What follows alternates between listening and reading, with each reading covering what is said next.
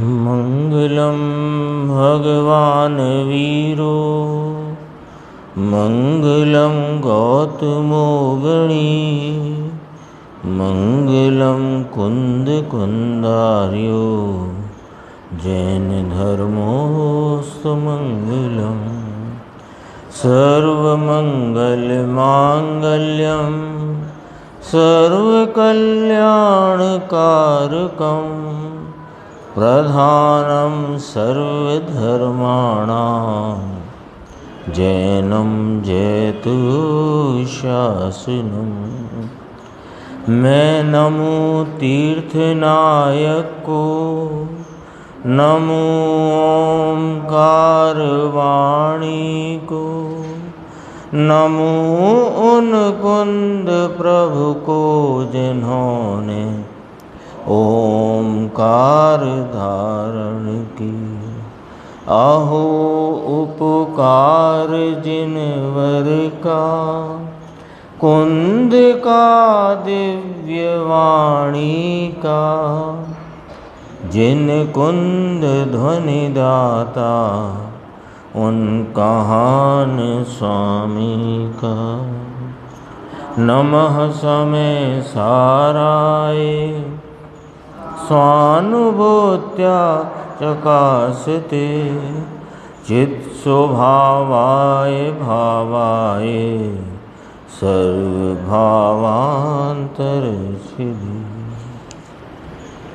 समय सार जी परमागम ग्रंथ, और इसके कल हमने 278वें कलश जो टीकाकार आचार्य अमृतचंद्र देव ने परिशिष्ट में अंतिम कलश के रूप में जिसको यहाँ प्रस्तुत किया, उसकी चर्चा कल गुरुदेव श्री के माध्यम से उनके प्रवचन से अपन ने सुनी थी।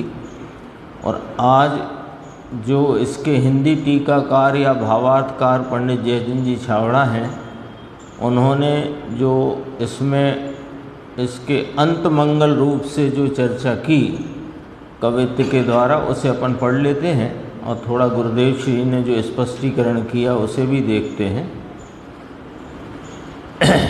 इस प्रकार श्री समय सार की श्रीमद् भगवत कुंद कुंद आचार्य देव प्रणीत श्री समय सार परमागम की श्रीमद् अमृतचंद्र आचार्य देव विरचित आत्मख्याति नामक टीका समाप्त हुई। यहाँ पूर्णता करते हैं तो जयचंद जी साहब स्वयं लिखते हैं। अभी उन्होंने यहाँ लिखा कि श्रीमद् भगवत कुंद कुंद आचार्य देव प्रणीत समय सार परमागम की और अमृतचंद्र आचार्य देव विरचित आत्मख्याति नाम की टीका समाप्त हुई। अब पंडित जयचंद जी भाषा टीका पूर्ण करते हुए कहते हैं ना, उन्होंने जो भावार्थ लिखे या भाषा टीका की, तो एक सवैया कहा उन्होंने कि कुंद कुंद मुनि की यो गाथा वंद प्राकृत है, प्रावृत समय शुद्ध आत्म दिखावनु। सुधा चंद्र सूरी करी संस्कृत टीकावर, आत्मख्याति नाम यथा तथ्य भावनु।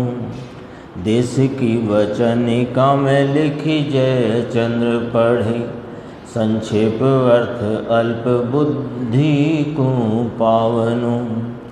पढ़ो सुन मन लाए शुद्ध आत्मा लखाए, ज्ञान रूप गहो चिदानंद दर्शावनु।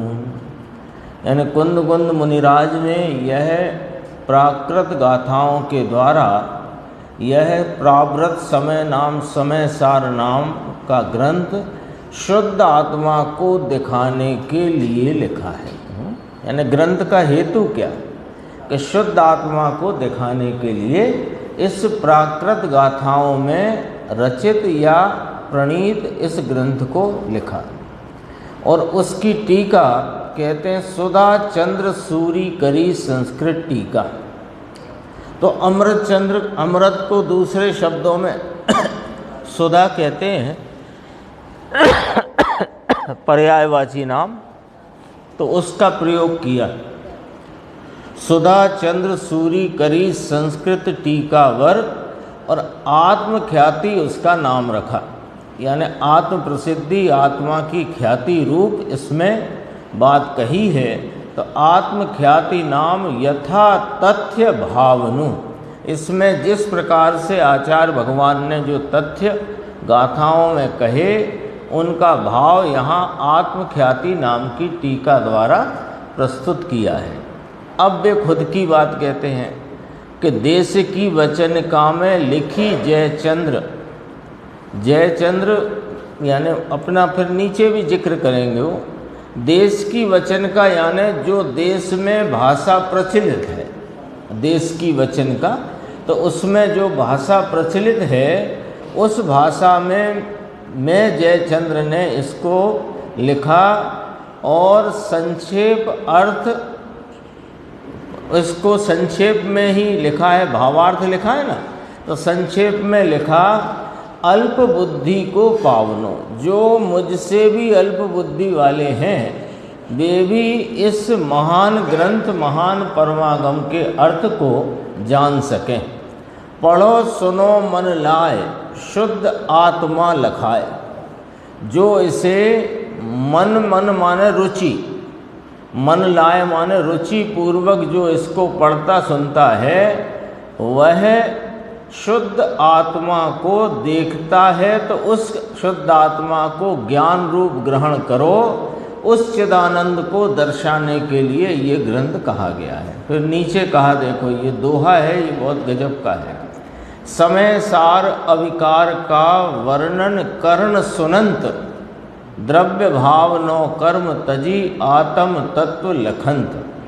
समय सार यानी यह आत्मा कैसा है, निर्विकार है, उसका वर्णन इस ग्रंथ में है। तो जो कर्ण सुनंत माने उस आत्म स्वरूप, शुद्धात्म स्वरूप, निर्विकारी स्वरूप आत्मा के वर्णन को सुनकर द्रव्य भाव नो कर्म को अपने से भिन्न जानकर आत्म तत्व लखंत, आत्म तत्व जानने में आता है। इस प्रकार यह समय प्रावृत अथवा समय सार नामक शास्त्र की आत्मख्याति नाम की संस्कृत टीका की देश भाषामय वचन का लिखी है। इसमें संस्कृत टीका का अर्थ लिखा है और अति संक्षिप्त भावार्थ लिखा है, विस्तार नहीं किया है। पंडित जी कहते हैं हमने विस्तार नहीं किया है। संस्कृत टीका में न्याय से सिद्ध हुए प्रयोग हैं। टीकाकार आचार्य भगवान ने इसमें न्याय से सिद्ध प्रयोग करके उन गाथाओं का हृदय खोल दिया है। यदि उनका विस्तार किया जाए, जो न्याय उन्होंने प्रस्तुत किए, यदि उनका विस्तार किया जाए तो अनुमान प्रमाण के 5 अंग पूर्वक, है ना, अनुमान प्रमाण माने शास्त्र को पढ़ करके जो जिसका वर्णन किया जा रहा है उस वस्तु का, उसके स्वरूप को अनुमान में प्रमाण करना। अनुमान प्रमाण कहो जिसे अपन अपनी बोलचाल में कहते हैं विकल्पात्मक प्रमाण, यानी जिसमें अनुभव नहीं है, आस्वादन नहीं है। तो शास्त्र का कितना उपकार अपने ऊपर है कि शास्त्र के द्वारा ये वस्तु जिसे हमने अनादि से जाना नहीं, पहचाना नहीं, इसका स्वरूप मिथ्या रीति से रागादि भाव हम मानते रहे, तो उस वस्तु का यथार्थ स्वरूप अनुमान में प्रमाण करना। अनुमान में प्रमाण करना माने अपने विकल्पात्मक ज्ञान में उसको जानना, ये लिया। तो उसके लिए जो व्याकरण की पद्धति है, जो शैली है, तो अनुमान प्रमाण के 5 अंग होते हैं। एक प्रतिज्ञा, एक हेतु, यानी पहले प्रतिज्ञा करना कि मैं यह कहूँगा, फिर हेतु बताना कि क्यों कहूँगा। 2, फिर उसमें दृष्टांत प्रस्तुत करना उस बात को समझाने के लिए। फिर उपनय और निगमन पूर्वक, फिर उपनय का प्रयोग तो उपनय माने वो नयों के द्वारा भी उस वस्तु के स्वरूप को बताना। और निगमन पूर्वक, इसका अर्थ देखो गुरुदेव ने क्या किया था निगमन शब्द का। आएगा योगफल, निगमन है ना, उसका योग माने सरवाला, जो गुरुदेव की भाषा में सरवाला क्या क्या करना, यानी कुल मिलाकर यहाँ ये कहना है पंडित जी साहब को, कहाँ था, ज़्यादा पीछे पहुँच नहीं, हाँ और अब ये इधर आया, ठीक ठीक।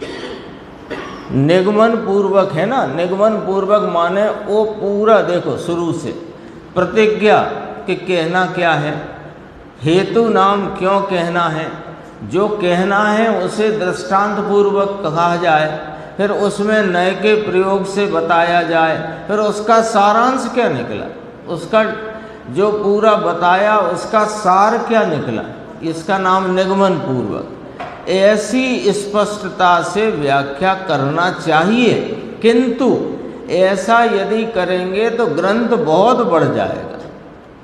इसलिए आयु, बुद्धि, बल और स्थिरता की अल्पता के कारण, देखो क्या कहते हैं, आयु की अल्पता है ना, अभी बहुत ज़्यादा आयु तो होती नहीं, तो आयु की अल्पता, बुद्धि की भी अल्पता है, शारीरिक बल भी अल्प है और स्थिरता भी अल्प है, यानी बहुत उपयोग नहीं लगता है।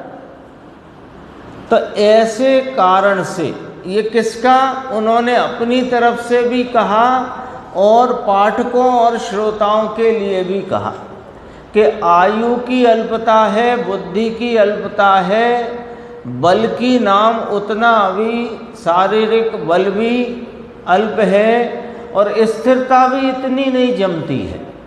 इसलिए जितना बन सका है उतना, यानी अपनी तरफ से कहा ना मूल तो, पर सामने वाले की भी बात इसमें आ गई, तो जितना बन सका है उतना संक्षेप से प्रयोजन मात्र लिखा है।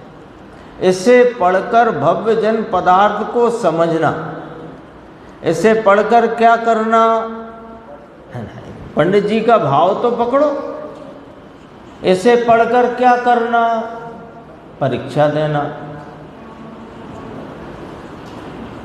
इसे पढ़कर भव्य जन पदार्थ को समझना। इसमें क्या बताया है वो ऊपर कहा उनने, देखो, शुद्ध आत्म दिखावनो, तो शुद्ध आत्म इसमें दिखाया है, तो शुद्ध आत्म को समझना। और कहते हैं किसी अर्थ में हीना दिखता हो तो बुद्धिमान जन मूल ग्रंथानुसार यथार्थ समझ लेना। देखो लाइन भी बता दी और इशारा भी दे दिया कि कहाँ जा कर के, यानी मेरे भावार्थ में जो देश भाषा में या प्रचलित भाषा में किया उसमें आपको कोई हीना दिखता लगती हो तो मूल गाथा के अनुसार उसका अर्थ समझ लेना। इस ग्रंथ के गुरु संप्रदाय का, यानी गुरु परंपरागत उपदेश का विच्छेद हो गया है। ये ग्रंथ के जो गुरु संप्रदाय यानी कुंद कुंद आचार्य की परंपरा में उमा स्वामी आदि जो आचार्यों की परंपरा थी वो विच्छेद हो गई है।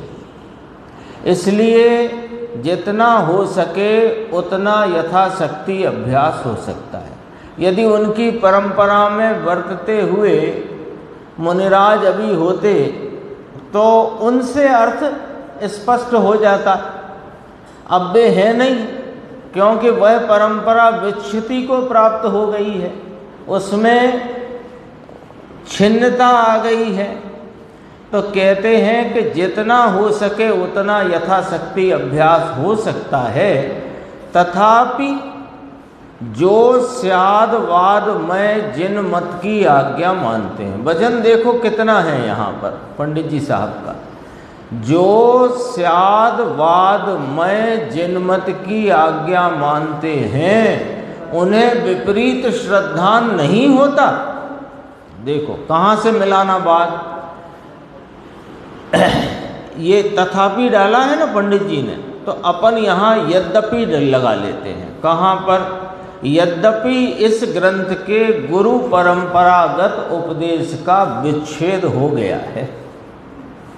वे उनकी परंपरा में जो कुंद आचार्य जो जिनसेन स्वामी के शिष्य थे, जिनसेन स्वामी माघनंदी के शिष्य थे, है ना? तो माघनंदी के शिष्य जिनसेन स्वामी के शिष्य कुंदाचार्य और उनके बाद उमा स्वामी आदि जो परंपरा चली, लेकिन उसमें विच्छेद हो गया। तो भी स्यादवाद का बल ऐसा है, स्यादवाद में जिनमत, जिनेंद्र भगवान के वाणी में आए हुए 6 द्रव्य 7 तत्व 9 पदार्थ का जो वर्णन आया है वो स्यादवाद के द्वारा आया है। यानी कोई अपेक्षा से इस प्रकार और कोई अपेक्षा से इस प्रकार, ऐसी अनेकांत स्वरूप वस्तु को स्यादवाद के द्वारा कहा गया है। अब जो स्यादवाद को माने, वजन देखो कहाँ है, जो स्यादवाद को मानता है, जो एकांत नहीं तानता है, वो फिर विपरीत श्रद्धान में नहीं जाएगा और इसके आचार्य कुंद की इस अमूल्य भेंट का यथार्थ अर्थ प्राप्त कर लेगा और श्रद्धान का सम्यकपना उसको जरूर प्रगटेगा, विपरीतता में नहीं जाएगा। क्यों? कि स्यादवाद में जिनमत की आज्ञा में वो जो प्रवर्तन करेगा, यदि कहीं अर्थ का अन्यथा समझना भी हो जाए तो विशेष बुद्धिमान का निमित्त मिलने पर वह यथार्थ हो जाता है।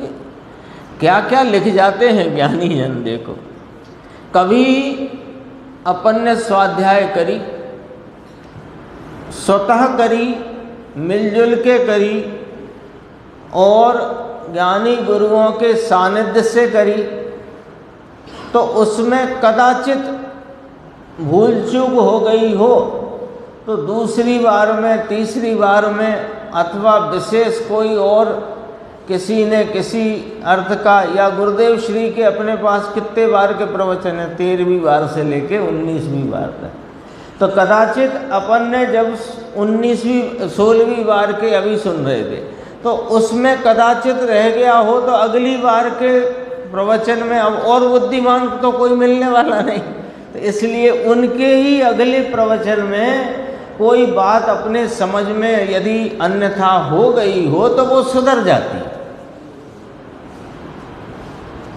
जिन मत के श्रद्धालु, वजन देखो, एक एक बात में, एक एक शब्द में वजन है। जिन मत के श्रद्धालु हठग्राही नहीं होते, जहाँ उन्हें प्रतीत होता है कि इस विषय में मेरा या जो जानपना या मेरा जो अर्थ मैंने समझा है उसमें तो कुछ फर्क लगता है, तो वे विशेष जिज्ञासा में प्रवृत्त होकर और बुद्धिमान का निमित्त मिलने पर या पुनः पुनः उसी का अभ्यास करके उसको सुधारते हैं, हठग्राह्यपना नहीं दिखाते, हठग्राह्यता नहीं रखते। नहीं हम तो ऐसा ही हमने ऐसा ही समझा है, हमने 50 साल इस पे काम किया है, हमने 50 साल इसका ये किया, 20 साल किया, 30 साल किया। तो ना भाई, हठग्राहीपना जिन मत के श्रद्धालु को होता ही नहीं। और आगे कहते हैं, देखो, अब अंतिम मंगल के लिए पंच परमेष्टि को नमस्कार करके ग्रंथ को समाप्त करते हैं। मंगल श्री अरिहंत घातिया कर्म निवारे, मंगल सिद्ध महंत कर्म आठों पर जारे।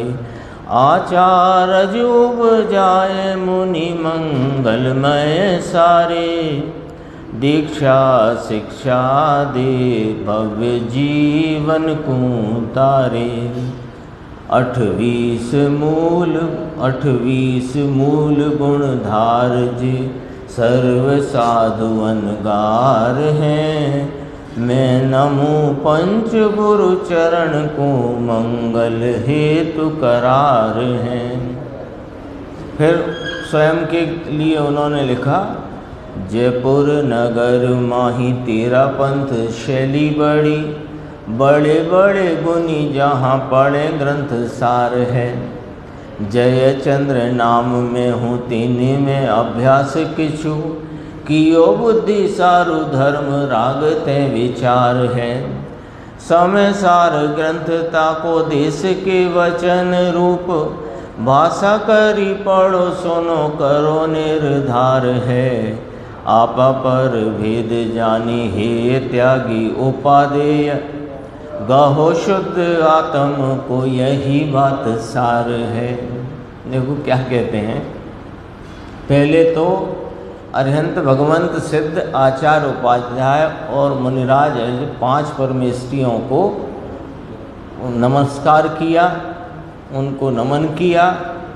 फिर साधुओं का 28 मूल गुण का जो व्यवहार है उसके द्वारा उनका स्वरूप भी कह दिया। फिर कहते हैं कि जयपुर नगर माही तेरा पंथ शैली बड़ी। गुरुदेव ने कहा था ना, जयपुर नगर में बहुत जैनों की बस्ती है, जैन बहुत हैं वहाँ। तो उस समय जब गुरुदेव गए होंगे तो 200 मंदिर थे, अब और बढ़ गए होंगे, 200 मंदिर थे। तो 20 पंथी भी 13 पंथी भी, और दोनों में 13 पंथ शैली वहाँ ज़्यादा प्रचलित है। इसलिए इन्होंने, पंडित जी ने लिखा, जयपुर नगर माही 13 पंथ शैली बड़ी, और बड़े बड़े गुनी जहाँ पढ़े ग्रंथ सार है।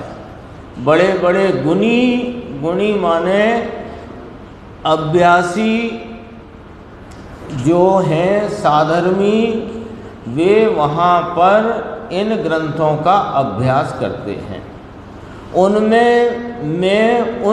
मैं भी अभ्यासियों में, साधर्मियों में एक मैं जयचंद्र, और मुझे भी थोड़ा अभ्यास है। जयचंद्र नाम में हूँ तिनी में अभ्यास कुछु, थोड़ा मुझे भी अभ्यास है। और इसलिए बुद्धि के प्रमाण में धर्म के अनुराग से मुझे विचार आया, तो उस विचार आया, विकल्प आया, तो समय सार ग्रंथ जो अध्यात्म शैली का महानतम ग्रंथ है, जिसकी स्तुति में कहा भावो ब्रह्मांड ना भरिया, उसके देश के वचन रूप माने देश की प्रचलित भाषा में देश के वचन रूप भाषा करी है, भावार्थ किया है। तो पढ़ना या सुनना, लेकिन करना क्या निर्धार, पढ़ कर के सुन कर के निर्णय करना है। पढ़ सुन कर के लिस्ट में नहीं जोड़ना है। हमने भी समय साथ पढ़ लिया है, लिस्ट में नहीं जोड़ना। करना क्या, निर्धार करना है। और निर्धार कैसे होएगा और उसका क्या, अपने को किस प्रकार उसमें प्रवृत्ति होनी चाहिए अभ्यास के लिए, अभ्यास के दौरान और अभ्यास के फल रूप, कि आपा पर भेद जानी, हे त्यागी उपादेह गहो। आपा पर भेद जानी, स्वयं पर का भेद विज्ञान करना, और उसमें जो हे माने त्यागने योग्य हैं, कौन कि पर द्रव्य के प्रति वर्तता हुआ ममत्व का भाव, और उसमें उस लक्ष्य में वर्तने वाला रागादि विकारी भाव, उसमें एकत्व भाव और एक समय की पर्याय में होती हीनादिकता का भाव जानी है, उसको हे जानना और हे जानकर त्यागना। तो फिर क्या करना कि उपादेय जो पूरे समय सार में एक शुद्धात्म तत्व ही भूतार्थ सत साहिब 11वीं गाथा में जो कहा वही उपादेय है, उस शुद्ध आत्मा को ग्रहण करना, यही पूरी बातों का सार है ना। आपा पर भेद जाने हे त्यागी उपादेय, गहो शुद्ध आत्म को यही बात सार है। फिर ये नीचे इस ग्रंथ की तिथि मिति जो है उसके बारे में कहा, संवत्सर विक्रम तण अष्टादश शत और 64 कार्तिक वद दसें पूर्ण ग्रंथ सुठोर, है ना। 1864 कार्तिक वदी दसवीं को पूरा किया ये। फिर नीचे है देखो, इस प्रकार श्रीमद् भगवत कुंद कुंदाचार्य देव प्रणीत समय प्रावृत नामक प्राकृत गाथा बद्ध परमागम की श्रीमद् अमृत चंद्र आचार्य देव विरचित आत्मख्याति नामक संस्कृत टीका अनुसार पंडित जयचंद कृत संक्षेप भावार्थ मात्र, संक्षेप भावार्थ कहा है क्योंकि उन्होंने खुद कहा कि वो अनुमान प्रमाण के लिए 5 युक्तियों का प्रयोग किया जाता है, यदि वो करते तो बहुत विस्तार हो जाता, इसलिए संक्षेप में किया। आयु, बुद्धि, बल और स्थिरता, इसकी अल्पता देखकर मैंने संक्षेप में कहा है। देखो संक्षेप भावार्थ मात्र देश भाषामय वचनिका के आधार से, अब ये गुजराती बना पहले, जो अपने सामने है ना समय सार, ये पहले संस्कृत का अर्थ किया, भावार्थ लिखा संस्कृत टीका के आधार से जयचंद जी साहब ने, और जयचंद जी का भावार्थ और अमृतचंद्र आचार्य देव की संस्कृत टीका, उसका अनुवाद किया गुजराती में पंडित श्री हिम्मतलाल जेठालाल साहेब कृत, है ना। पंडित शब्द नहीं डाला इसमें, श्री लिखा है, श्री हिम्मतलाल जेठालाल साहेब कृत गुजराती अनुवाद का हिंदी अनुवाद समाप्त हुआ। अब जो हिंदी अनुवाद जिनने किया उनने अपना नाम नहीं डाला, तो पूछा भी किसी ने गुरुदेव से कि नाम क्यों नहीं डाला, कि नहीं डाला, हिम्मतलाल जी का नाम तो गुरुदेव ने कहा डालो। ये हिंदी अनुवाद किया है पंडित परमेश्वरी दास जी न्याय तीर्थ, अपने ललितपुर वालों ने, उन्होंने किया है, उनका नाम इसमें लिखा नहीं है ऐसा। वो जो अंत में देखो गुरुदेव ने 1-2 बात कही, उसको अपन देखते हैं। प्रवचन प्रारंभ हुआ, उसका दूसरा पेज है, देखो। मुमुक्षु का प्रश्न है, निरंतर अभ्यास करे तो फिर दूसरा काम कब करे? इसमें आया ना निरंतर अभ्यास करना चाहिए। देखो मुमुक्षुओं को इसका निरंतर अभ्यास करना चाहिए। इस प्रकार श्री समय सार की श्रीमद् भगवत ये सब कहा ना, तो उसने पूछा निरंतर अभ्यास करे तो दूसरा काम कब करे? अब निरंतर अभ्यास का अर्थ देखो गुरुदेव श्री क्या फरमाते हैं, इसकी रटन लगाना चाहिए, इसका नाम निरंतर अभ्यास है। अब रटन का क्या अर्थ होता है, अपन कई बार चर्चा कर चुके हैं।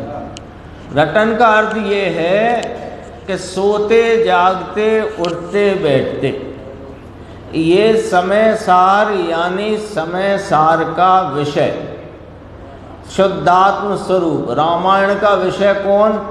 राम। ऐसे समय सार का राम कौन?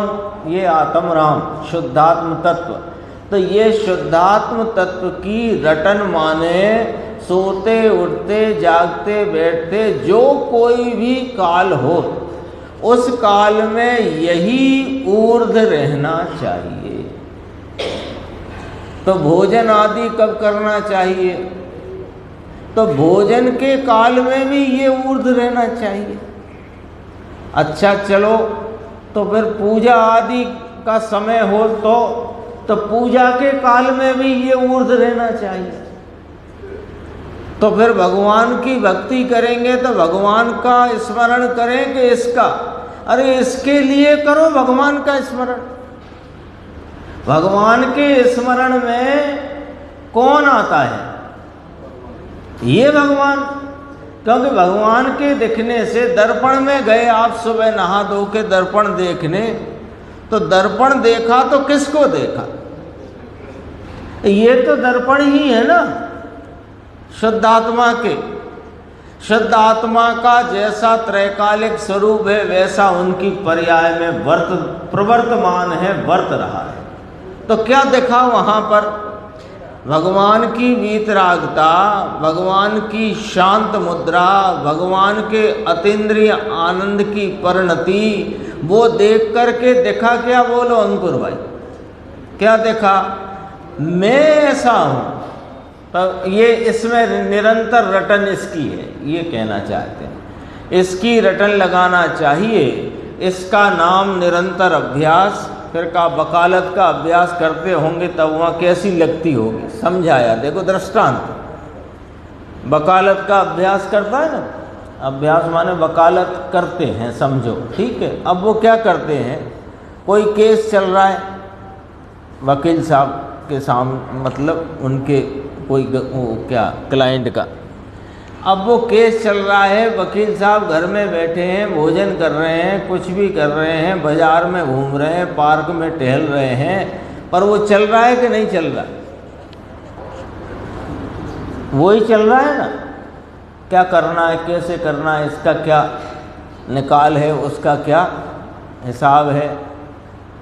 ऐसी की ऐसी लगन लगी हो, ये का ये रटना और ये का ये करना, ये का ये करना, ये नहीं, ये लगन नहीं होती। ये कर लो, अब ये कर लो, अब ये कर लो, आज फलाना, आज ढीमका, आज ऐसा, ये नहीं। जो कुछ हो रहा है उस होते हुए में एक शुद्ध आत्मा सबसे ऊपर विराजमान है, विचारों के प्रवाह में ऊपर विराजमान है। देखो, बारंबार इसके अभ्यास की वस्तु स्वरूप है, ऐसा तत्व है, सर्वज्ञों का देखा हुआ, सर्वज्ञों का कहा हुआ, ऐसा ही स्वरूप वेदन में आता है, ऐसी ही जाति है इसकी। उसे इस अभ्यास द्वारा समझकर श्रद्धा करके आदर करना चाहिए। थोड़ा सा और एक ये भी देख लेते हैं। देखो, समय सार अविकार का वर्णन कर्ण सुनंत, द्रव्य भाव नौ कर्म तज आत्म तत्व लखंत। समय सार का यानी अविकारी समय सार, अविकारी समय सार अर्थात आत्मा, सच्चिदानंद प्रभु पूर्ण आनंद का नाथ, ऐसा निर्दोष आत्मा, उसका वर्णन कर्ण सुनंत, वर्णन करने वाले और सुनने वाले। द्रव्य भाव नौ कर्म तज, द्रव्य कर्म जड़, भाव कर्म पुण्य पाप के विकल्प, नौ कर्म शरीर, तीनों को तज कर आत्म तत्व लखंत, यानी भगवान आत्मा शुद्ध चैतन्य है, ऐसा लखना माने वो जानता है, लखंत माने जानता है। क्या जानता है? कि वह इस प्रकार है। ये चर्चा इसमें थी और ये सब अपन ने देख ली है यहाँ तक, और तो कुछ हाँ बस यहीं तक थी। इस प्रकार अपने इस समय सार ग्रंथ की जो अपन ने सीडी के व्याख्यान गुरुदेव श्री के सुन रहे थे, दरअसल में ऐसा विकल्प था कि 15वीं बार के व्याख्यान अपन सुने। 19वीं बार के एक बार चल चुके थे, तो 15वीं बार के व्याख्यानों को सुनने का अपन का विकल्प था और वो शुरू किया था। फिर वो चलते चलते अपने पास पुस्तकें भी आई थी समय सार वैभव के नाम से। वो फिर आगे के भाग 7 भाग तक, 6 भाग तक या 7 भाग तक आए, फिर इसके बाद वो भाग 8वां आया नहीं और इसके आगे छपे नहीं। तो फिर अपन ने उस विषय को वहीं से 19वीं बार के प्रवचनों में, क्योंकि अपने पास उनकी पुस्तकें थीं, तो वहाँ पर से शुरू किया और इस प्रकार वो अपना आज जो है यहाँ तक वो चल कर के पूर्ण हुआ। और कल से अपन परमार्थ प्रकाश जो गुरुदेव श्री ने 1976-77 में प्रवचन किए हैं, उनका अपन प्रवचन कल से सुनना प्रारंभ करेंगे। जिनने पहले पढ़ा हुआ है उन्हें पता है, जिन्होंने अभी पढ़ा सुना नहीं होगा उन्हें ये पता होना चाहिए कि ये एकदम सरल और अध्यात्म शैली का ही, माने समय सार की शैली वाला ही बहुत ही सरस और सरल ग्रंथ है। और उस पर गुरुदेव श्री के व्याख्यान भी बहुत सरल हैं और मार्मिक हैं। सरल व्याख्यान है, यानी मुझे लगता है कि अपने को उनके व्याख्यान को समझने के लिए ज़्यादा जोर भी नहीं लगाना पड़ेगा, वो इतनी सरलता से उन्होंने समझाए हैं। तो उसकी चर्चा अपनी, उसका लाभ अपने को कल से प्राप्त होगा। अपन ज्ञान गोष्ठी में 464 नंबर का प्रश्न है। देखो, ये अपना विषय चल रहा है निमित्त उपादान वाला, और इसमें ये प्रश्न आया है कि घड़ा कुम्हार तो नहीं बनाता, तो क्या मिट्टी से भी नहीं बनता घड़ा? घड़ा कुम्हार तो नहीं बनाता, तो क्या मिट्टी से भी नहीं बनता घड़ा?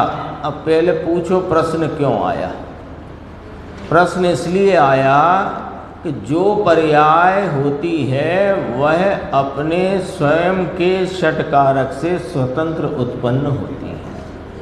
तो घड़े रूप परिणमन जो हुआ है वह घड़ा रूप परिणाम, वह परिणाम से उत्पन्न हुआ है। घड़ा रूप परिणाम, घड़ा रूप कार्य, घड़ा रूप पर्याय, वह पर्याय से उत्पन्न हुई है। वास्तविकता पर्याय की इस प्रकार है, क्योंकि एक एक पर्याय स्वाधीन है। इसमें और चर्चा आएगी, क्योंकि द्रव्यगुण पर्याय की चर्चा में ये सब बात आ चुकी है। देखो, तो कहा कुम्हार तो नहीं बनाता क्योंकि कुम्हार तो निमित्त है, लेकिन मिट्टी तो उसकी उपादान है ना। मिट्टी ही तो घड़ा रूप परिणमी है, तो मिट्टी जो है वो ही तो उस घड़े की निर्माता है। ये प्रश्न है। तो उत्तर है कि घड़ा घड़े की पर्याय के षट कारक से स्वतंत्रतया बनता है, मिट्टी द्रव्य से भी नहीं बनता है।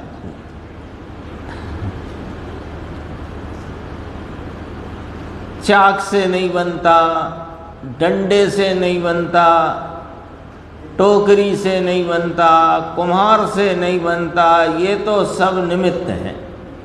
लेकिन मिट्टी ही घड़ा रूप परिणमित हुई होने से मिट्टी से घड़ा बनता है, ये बात तो ठीक है ना कि नहीं?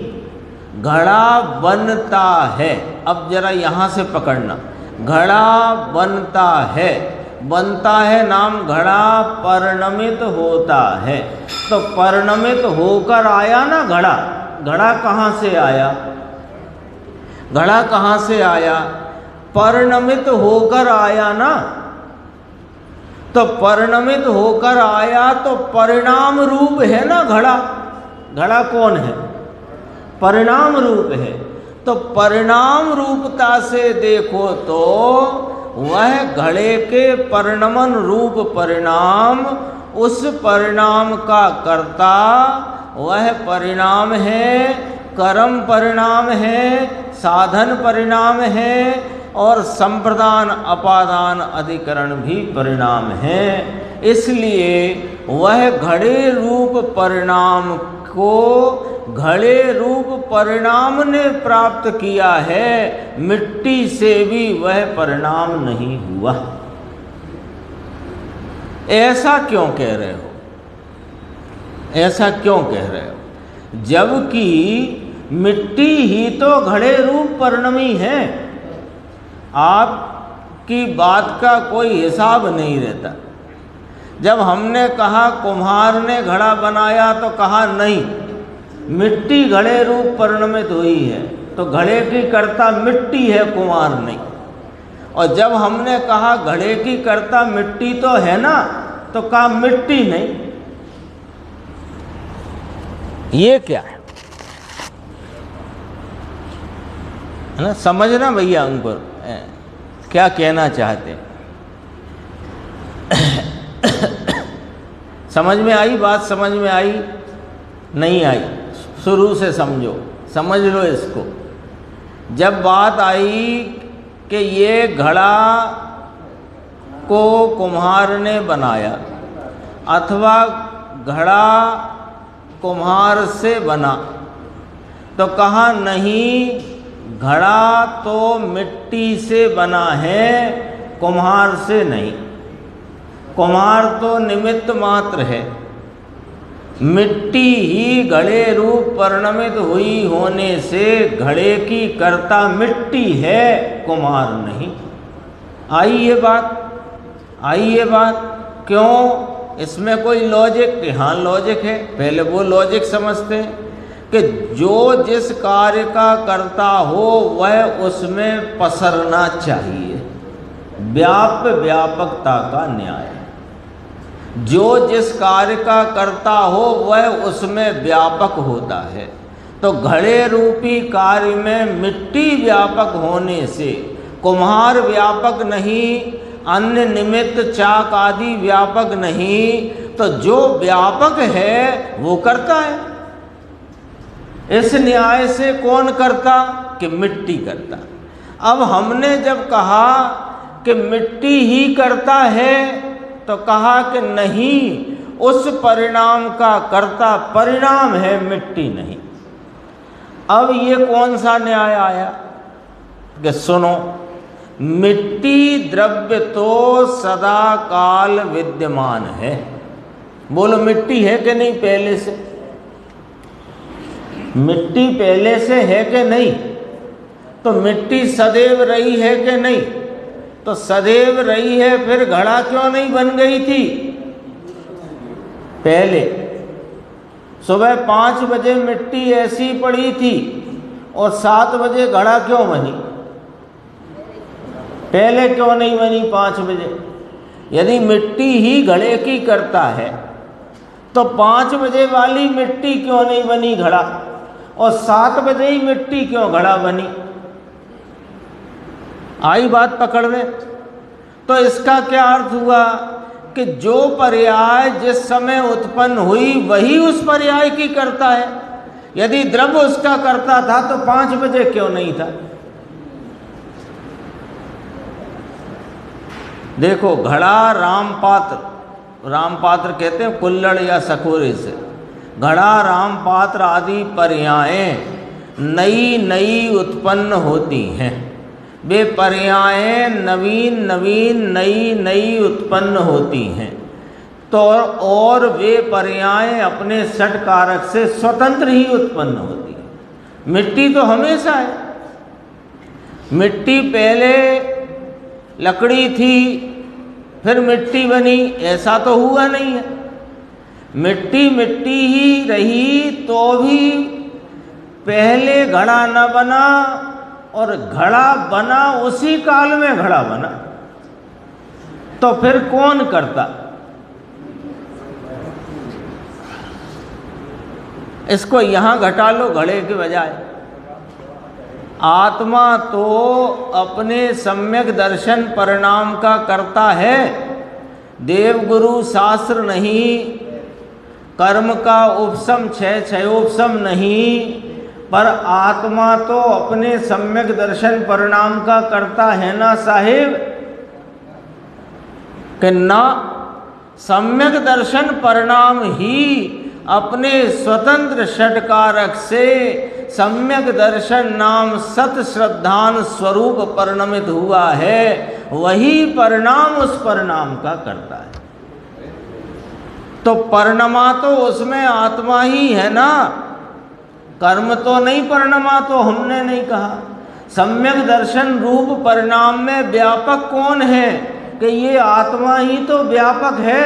तो इस न्याय से तो आप आत्मा को कर्ता कहो सम्यक दर्शन का, कि इस न्याय से कहेंगे सिर्फ इतना बताने को कि कर्म को सम्यक दर्शन नहीं होता, निमित्त को सम्यक दर्शन नहीं होता, ये बताने के लिए। लेकिन अब दूसरा प्रश्न ये सामने खड़ा है कि ये आत्मा तो अनादि का है, तो पहले क्यों ये सम्यक दृष्टि या सम्यक दर्शन ना हुआ? पहले क्यों ना हुआ? आत्मा तो अनादि से है, पहले ये जड़ था अब आत्मा हो गया है, ऐसा तो हुआ नहीं है। ये तो तीनों काल या अनादि से सदैव ही आत्मा ही रहा है। तो फिर इस सम्यक दर्शन का कर्ता कौन? कि देखो अब इसमें न्याय यही पूरी फ्रेम है, वो तो अपन आत्मा में घटा रहे हैं। सम्यक दर्शन पर्याय है कि द्रव्य है? तो पर्याय नई उत्पन्न होती है कि पहले वाली आ जाती है? तो नई उत्पन्न होती है तो कब उत्पन्न होती है? कि अपने स्वकाल में उत्पन्न होती है। तो जो स्वकाल में उत्पन्न होता हुआ भाव है, वो भाव का कर्ता वो भाव ही है, द्रव्य भी नहीं, उस समय का भाव। इसको बोलते हैं क्षणिक उपादान। और आत्मा इस सम्यक दर्शन रूप परिणमा ये है उसका त्रिकाली उपादान। तो ये दो उपादान के भेद क्यों? कि ये बताने के लिए कि कर्म सम्यक दर्शन रूप नहीं परिणमते और कर्म मिथ्यात्व रूप नहीं परिणमते, आत्मा ही मिथ्यात्व रूप अथवा के सम्यक दर्शन रूप परिणमता है। अशुद्ध उपादान देखो तो मिथ्यात्व रूप और शुद्ध उपादान देखो तो सम्यक रूप। तो ये आत्मा इस रूप परिणमन का त्रिकाली उपादान। लेकिन वह कार्य जब उत्पन्न हुआ, वो कार्य उत्पन्न हुआ वो वास्तविक उपादान है, कार्य की उत्पत्ति। तो कार्य जब उत्पन्न हुआ है उसका जो उपादान कौन है कि क्षणिक उपादान, यानी उस समय की योग्यता। उस समय उस भाव रूप परिणमने की योग्यता ही क्षणिक उपादान है और वही वास्तविक उपादान। अब देखो इसमें वो भी चर्चा आएगी। अभी देखो 465, चावल वर्षों तक रखा रहे परंतु पानी के निमित्त बिना नहीं पकते, पानी आएगा तब पकेंगे? ऐसा प्रश्न है। चावल रखा है आपके घर में, पहले तो पुराने चावल का बहुत चलन था, तो 2 साल पहले से रखा है टंकी में चावल, तो वो पहले क्यों नहीं पका? अरे जब पानी में उसको डालकर पकाया तभी पका ना। तो पानी का आएगा, पानी का निमित्त होएगा तभी तो चावल पकेगा। क्यों मुकेश भाई? पानी का निमित्त होगा तभी तो पकेगा। ये प्रश्नकार का प्रश्न है, उत्तर देखते हैं। चावल जब पकेगा तब अपने से ही, अपनी योग्यता से ही पकेगा और उस काल में पानी निमित्त रूप से सहज ही होगा, ऐसा वस्तु स्वभाव है। कब पकेगा चावल? कि जब उसकी योग्यता होगी पकने की। चावल होता है ना, चावल, तो चावल ऐसा हार्ड होता है, कड़क, और पका हुआ चावल मुलायम होता है। तो उसके स्पर्श गुण की वो कठोर अवस्था का व्यय होकर उसमें मुलायम अवस्था की उत्पत्ति उस चावल की उस समय की योग्यता से होती है। और उसमें पानी का सहज निमित्तपना होता है, ऐसा वस्तु का स्वभाव है। तो पानी आया, इससे पका कि नहीं, पकने की योग्यता थी, इससे पका, तब पानी निमित्त था। अग्नि कहो, पानी कहो। फिर गुरुदेव स्पष्ट करते हैं, प्रत्येक द्रव्य की प्रत्येक पर्याय अपने स्वयं काल में अपनी योग्यता अनुसार ही होती है।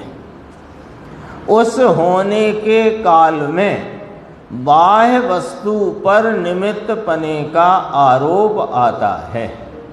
यदि एक द्रव्य दूसरे द्रव्य की पर्याय करे तो वह दूसरा द्रव्य ही कहाँ रहा? लॉजिक। एक द्रव्य ने दूसरे की पर्याय को किया। पानी ने चावल के स्पर्श गुण की मुलायमियत को कठोरपने को खत्म करके मुलायमियत को पानी ने उत्पन्न करा, तो फिर पानी के परिणाम को किसने किया? और उस समय पानी का परिणाम जब दूसरा करे तो फिर पानी तो कुछ रहा ही नहीं, बिना परिणाम का हो गया। एक द्रव्य फिर दूसरा द्रव्य रहा ही नहीं ना। कई बार ऐसा हो सकता है, होता भी होगा, कि मान लो चावल गला दिए और फिर उसे अग्नि के संयोग में पतीली पर रखा, वो पानी में भीगा हुआ चावल बाहर गिर गया और बाद में जब किचन की सफाई हुई तो झड़के फेंक गया। तो क्यों नहीं पका? वो तो पानी तो का निमित्त तो उसे भी हो गया था। योग्यता नहीं थी, योग्यता नहीं थी। जिसकी योग्यता होगी वह अपने से पकने का अर्थ वही है, कठोरता का त्याग होकर, कठोरता का नाश होकर और वहाँ मुलायमियत की उत्पत्ति होना। अनंत द्रव्य अस्थि रूप हैं। देखो, एक ये न्याय समझ लो, बहुत बार आ गया है। अनंत द्रव्य अस्थि रूप हैं। तो कितने द्रव्य हैं जगत में? जगत में कितने द्रव्य हैं? अनंत। 6 तो जाति से, संख्या से कितने? अपन जैसे यहाँ मनुष्य एक, तो एक कहलाएंगे, जाति से एक कहलाएंगे, लेकिन संख्या से तो मान लो 50, 60, 80, 100 जो हो। तो ऐसे जाति से 6 हैं, संख्या से कितने? अनंत है ना। अब अनंत कब अनंत सिद्ध होए? कि जब अलग अलग होए। अपन भी मान लो यहाँ 50-100 आदमी हैं, 100 लोग हैं, 100 मनुष्य हैं, तो 100 कब कहलाएं? 50 कब कहलाएं? 20 कब कहलाएं? कि जब अलग अलग हों, अपने अपने परिणाम से रहे हुए अपने अपने में हों, तब होएगा ना। तो अनंत द्रव्य अस्थि रूप हैं, उन सबको भिन्न भिन्न अस्थि रूप मानने से ही श्रद्धा ज्ञान सच्चे होंगे।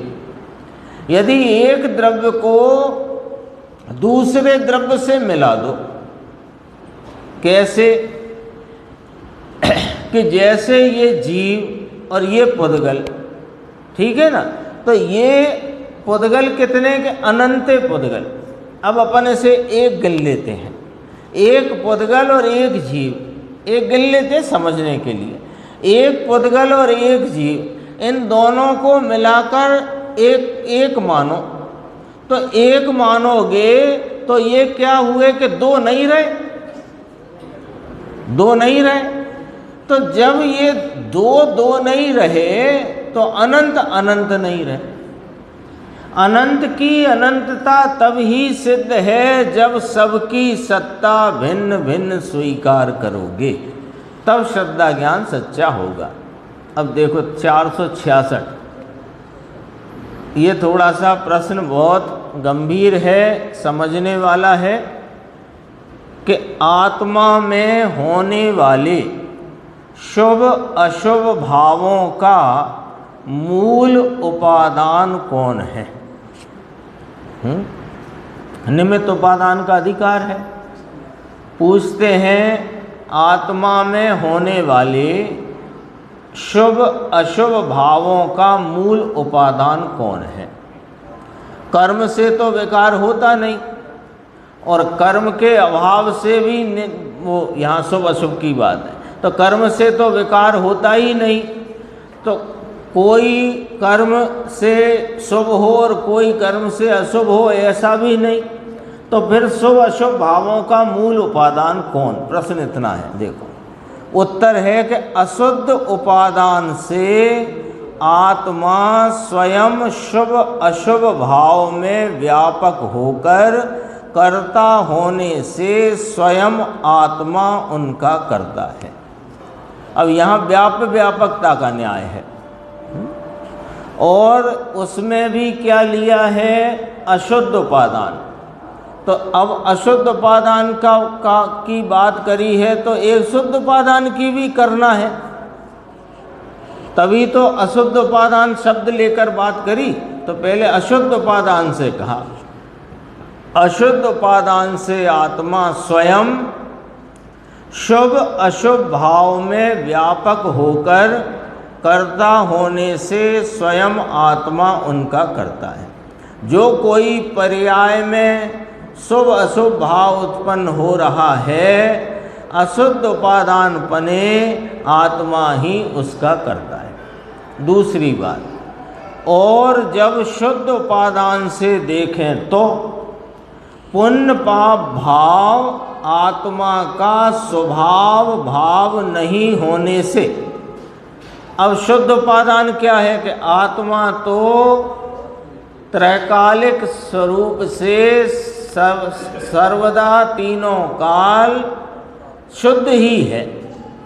तो विभाव विकार जो शुभ अशुभ भाव पर्याय में होते हैं, वे आत्मा का स्वभाव नहीं है। तो स्वभाव नहीं है, तो शुद्ध उपादान स्वरूपता से देखा जाए तो पुण्य पाप भाव आत्मा का स्वभाव भाव नहीं है। तो ये शुभ अशुभ भाव आए कहाँ से?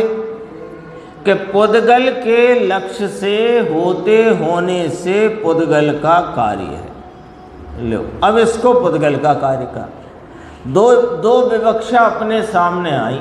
किसके बारे में? शुभ अशुभ भाव के बारे में। जो जीव की परिणति में होता शुभ अशुभ पुण्य पाप का भाव, कषाय की मंदता तीव्रता का परिणाम जो हो रहा है, उसका वास्तविक कर्ता कौन है? मूल उपादान माने कर्ता कौन है उसका?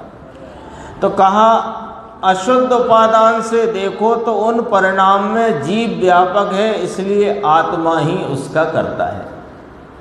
और शुद्ध उपादान मतलब आत्मा के शुद्ध स्वभाव की दृष्टि से देखा जाए तो शुभ अशुभ भाव आत्मा का स्वभाव भाव नहीं होने से फिर भी परिणति में तो उत्पन्न हुआ है। तो क्यों हुआ है?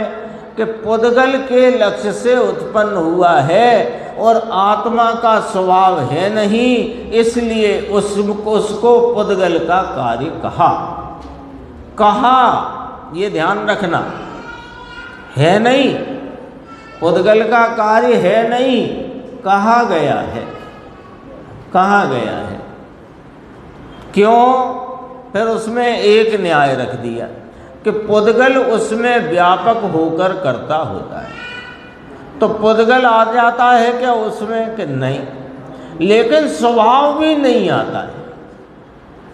स्वभाव भी उसमें व्यापक नहीं होता है।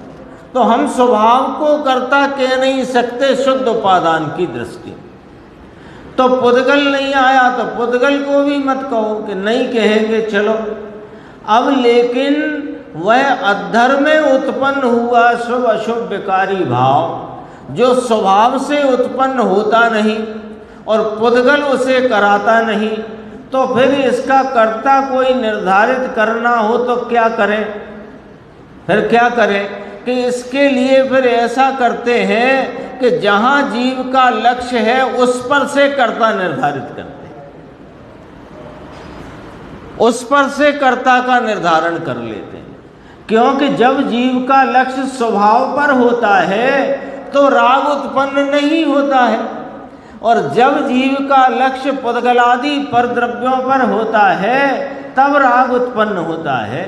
तो लक्ष्य के आधार से कर्ता का निर्धारण करें तो भी आत्मा का स्वभाव रागादि भावों का कर्ता नहीं है। वो पुद्गल के लक्ष्य से होता होने से पुद्गल उनका करता है। तो व्यापकपना क्यों कहा कि कर्ता कर्म का जो विवक्षा है वो व्यापकता के न्याय से कही जाती है। तो यहाँ व्यापकता लक्ष्य के आधार पर कही गई। पुद्गल आकर के यहाँ घुस गया है इस आधार से नहीं, उस समय जीव के उपयोग का लक्ष्य पुद्गल पर है, इस आधार से शुभ अशुभ भावों में पुद्गल का व्यापकपना कहा गया है। दो बातें हो गई। कहाँ तक हो गई? पूछा गया था कि शुभ अशुभ भावों का मूल कर्ता कौन, तो कहा कि अशुद्ध उपादान की दृष्टि से आत्मा ही उसमें व्यापक होने से आत्मा उसका करता है, और शुद्ध उपादान यानी शुद्ध स्वभाव की दृष्टि से शुभ अशुभ भाव आत्मा का स्वभाव भाव नहीं होने से वह जो शुभ अशुभ भाव है वह पुद्गल के लक्ष्य से उत्पन्न हुआ होने से पुद्गल का कार्य है, और पुद्गल उसमें व्यापक कहा गया। क्यों? लक्ष्य के आधार से निर्धारित किया। अब कहते हैं जब स्वभाव के ऊपर दृष्टि जाती है, अब तीसरी बात समझना जरा है, जब स्वभाव के ऊपर दृष्टि जाती है तब ज्ञानी कौन है? जो अपने स्वभाव का प्रतीतिवंत है। वह ज्ञानी योग और उपयोग का यानी राग का स्वामी होता नहीं होने से, यहाँ उपयोग का अर्थ है राग, उपयोग का अर्थ राग लिया।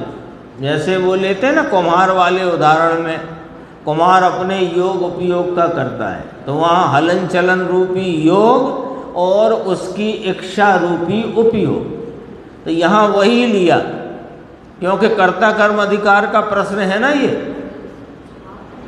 हाँ, स्वभाव के ऊपर दृष्टि है। अब ज्ञानी की दृष्टि उस उपयोग पर नहीं जहाँ राग वर्तता है। तो ज्ञानी योग और उपयोग का, तो इसलिए ब्रैकेट में राग लिखा है ना, तब ज्ञानी योग और उपयोग का यानी राग का स्वामी नहीं होता। तो उसका स्वामी नहीं होता तो राग का कर्ता नहीं होता। कौन? ज्ञानी कौन है? कि जो अपने स्वभाव का प्रतीतिवंत है, जो अपने शुद्ध स्वभाव को आस्वादता हुआ उसका ही स्वामी हुआ है। तो वह योग रूपता का भी स्वामी नहीं और राग का भी स्वामी नहीं, इसलिए वह रागादि विकारी भाव का कर्ता नहीं। तो फिर वो रागादि भाव है उनका हो क्या रहा है कि उसे वो जान रहा है। तो फिर राग क्या है कि ज्ञानी के ज्ञान में राग निमित्त होता है, अज्ञानी राग का कर्ता होता है। ये जो आती है ना कर्ता कर्म अधिकार में, अज्ञानी राग का कर्ता और ज्ञानी राग का ज्ञाता। ऐसा कैसे कि अज्ञानी राग का स्वामी होने से कर्ता होता है और ज्ञानी राग का स्वामी नहीं होने से राग का कर्ता नहीं होता, अपितु उसके ज्ञान में वह राग निमित्त होता है। शेष चर्चा आगे की स्वार है।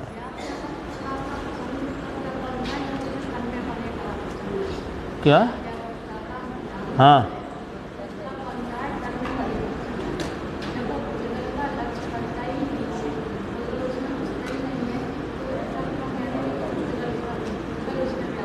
हाँ, ऐसा है। इसमें अपन ने अभी कही थी बात कि देखो कर्ता कर्म का जो न्याय है वो व्यापकता से सिद्ध होता है। पहला कोई न्याय तो होगा ना, कर्ता कर्म संबंध का, कर्ता कर्म व्यवस्था का न्याय क्या है कि व्याप्य व्यापकता उसका न्याय है। तो बिना व्याप्य व्यापक के तो कर्ता, जो तुम आपने तन्मय तन्मय कहा ना, तो तन्मय कहो कि व्याप्य व्यापक कहो। हाँ, तन्मय, तन्मय माने व्याप्य व्यापक, पसरना। व्याप्य माने पसारा और व्यापक माने पसरना।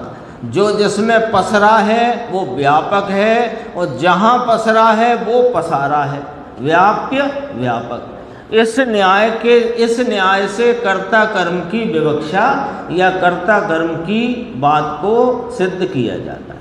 अब देखो, अब प्रश्न ये है कि ये जो शुभ अशुभ भाव है, रागादि विकारी भाव है, रागादि विकारी भाव स्वभाव से होता नहीं, क्योंकि ये स्वभाव का भाव ही नहीं।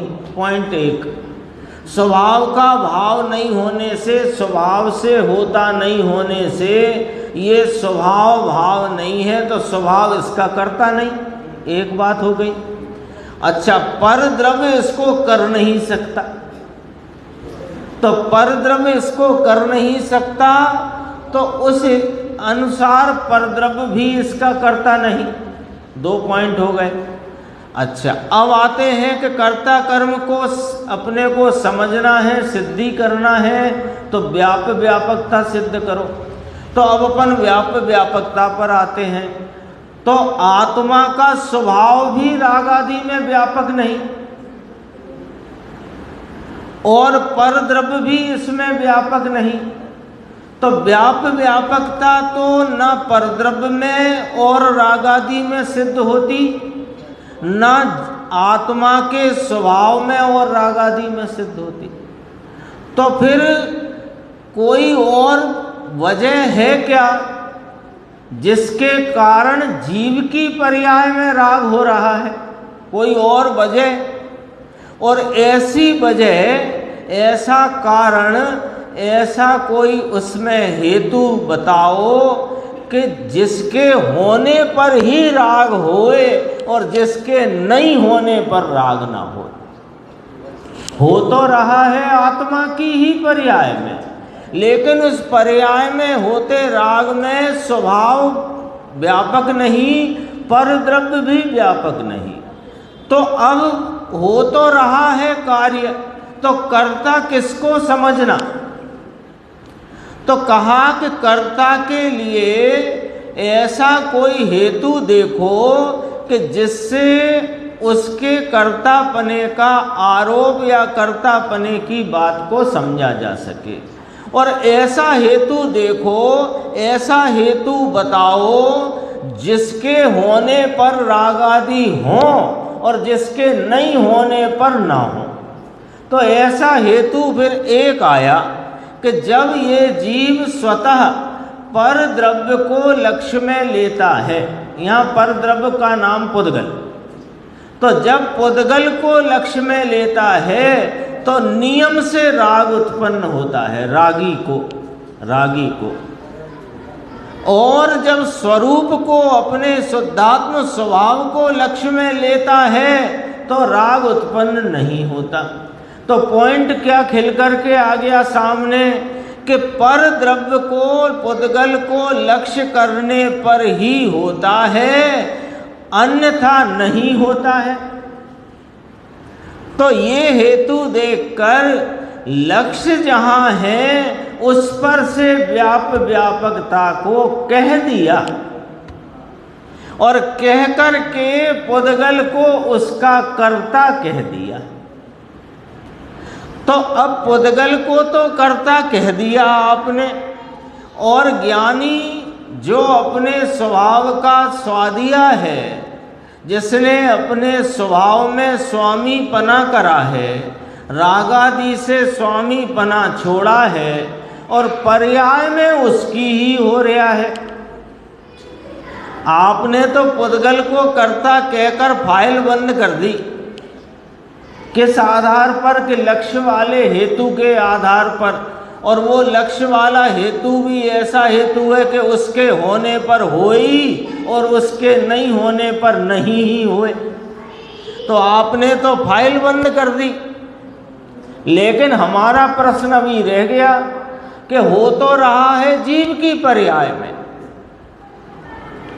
हो तो रहा है जीव की पर्याय में, और फिर यदि पुद्गल उसका करता है और जीव की पर्याय में उस समय राग उत्पन्न खड़ा हुआ है शुभ अशुभ, तो जीव क्या है फिर, ये भी तो बता दो।